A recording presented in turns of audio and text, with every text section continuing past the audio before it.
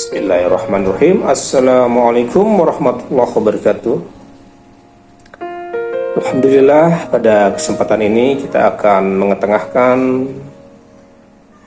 kalam atau kata-kata hikmah dari Imam Al-Haddad.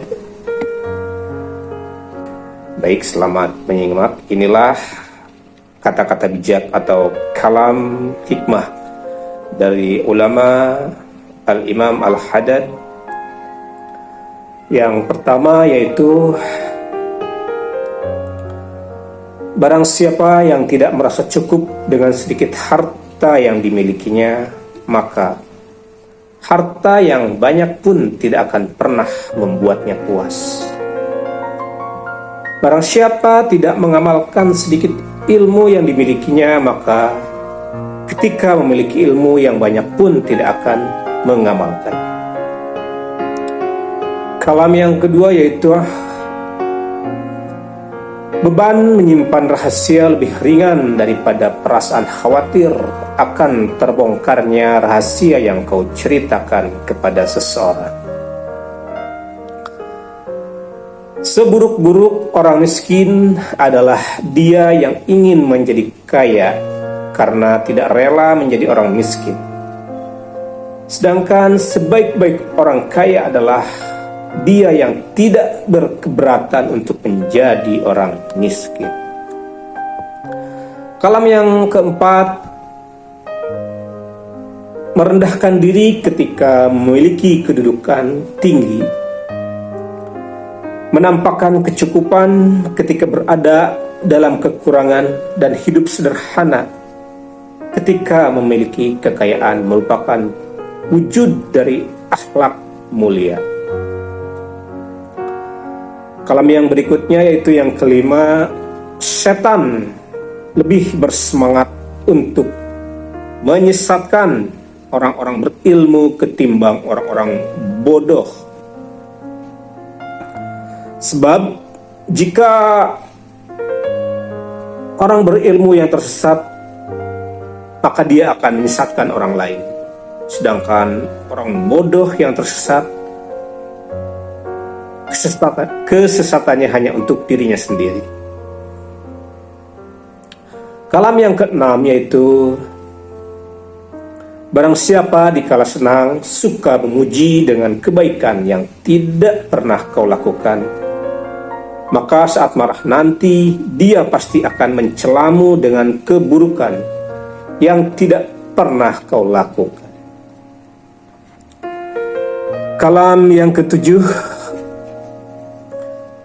seseorang yang meremehkan sesuatu perkara merupakan tanda bahwa dia akan meninggalkannya. Yang kedelapan, barang siapa menempatkan dirinya di hadapan Allah seperti budak di hadapan tuannya, maka dia akan meraih semua kesempurnaan. Yang kesembilan, di dunia ini tidak ada makhluk yang lebih bodoh dari seorang yang mengetahui sesuatu yang baik tetapi dia tidak mengerjakannya, dan mengetahui yang buruk tetapi justru melakukannya. Kalam yang ke-10, salah satu dosa besar yang bersifat zahir adalah jika engkau mengharapkan dari teman-temanmu dunia, sedangkan mereka mengharapkan darimu akhirat.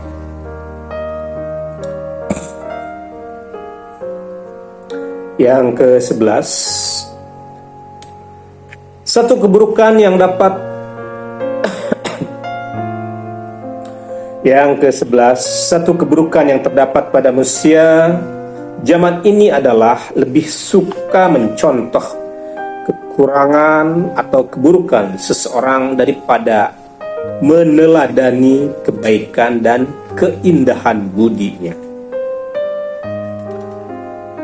Yang ke-12, barang siapa senang dipuji dengan kebaikan yang tidak pernah dia lakukan, dan benci dicaci atas keburukan yang ia lakukan, maka dia adalah seorang yang suka pamer atau riya. Yang ke-13, manusia sering tidak mampu membedakan rasa malu yang terpuji dengan sifat pengecut yang tercela. Perasaan malu yang mencegahmu dari berbuat baik dan mendorongmu untuk bermaksiat. Dia adalah sifat pengecut yang tercela, bukan rasa malu yang terpuji, sebab rasa malu akan selalu membawa kebaikan. Kalam yang berikutnya, yang ke-14, yaitu barang siapa mudah berdusta ketika merasa takut kepada sesuatu, maka ketika menginginkan sesuatu dia pun akan berdusta. Yang ke-15, telah sesat sekelompok orang sebab buku yang dibacanya. Seorang tidak akan menjadi alim besar kecuali dengan guru yang membimbing dan menuntunnya, bukan dengan buku yang dibacanya. Yang ke-16, waktu-waktumu yang paling beruntung ialah waktu yang tidak hilang mengikuti hawa nafsumu, dan waktu-waktumu yang paling merugi adalah waktu yang hanyut bersama nafsumu. Kalam yang ke-17, yaitu tundukkan akalmu untuk memuliakan ilmumu, dan tundukkan nafsumu untuk memuliakan akalmu. Kalam yang ke-18, yaitu termasuk menentang takdir jika seseorang memandang buruk dari perlakuan saudaranya yang berada di luar kendalinya. Siapa yang baik niatnya pasti menggapai angannya. Yang ke-20, seorang hamba yang benar-benar mengerti bahwa dia adalah seorang hamba Allah Subhanahu wa ta'ala, maka ia tidak akan meninggikan kesempurnaan sedikit pun. Kalam yang ke-21, sebuah kebiasaan jika telah kuat, maka hal itu akan melekat pada pribadi orang tersebut. Dan yang ke-22, paling bodohnya manusia adalah seorang yang bertambah luas pengetahuannya tentang kekuasaan rahmat Allah Subhanahu wa ta'ala, namun ia semakin berani berbuat maksiat terhadapnya. Kalam yang ke-23, menyaksikan orang-orang yang lebih mementingkan kehidupan dunia dapat menghapus cinta akhirat dari hati. Maka bagaimana jika selalu duduk bersama mereka, berkumpul dan berteman dengan mereka? Kalam yang berikutnya, yang ke-24, yaitu ketika hati baik, maka keadaan lahir akan mengikuti kebaikan itu pula.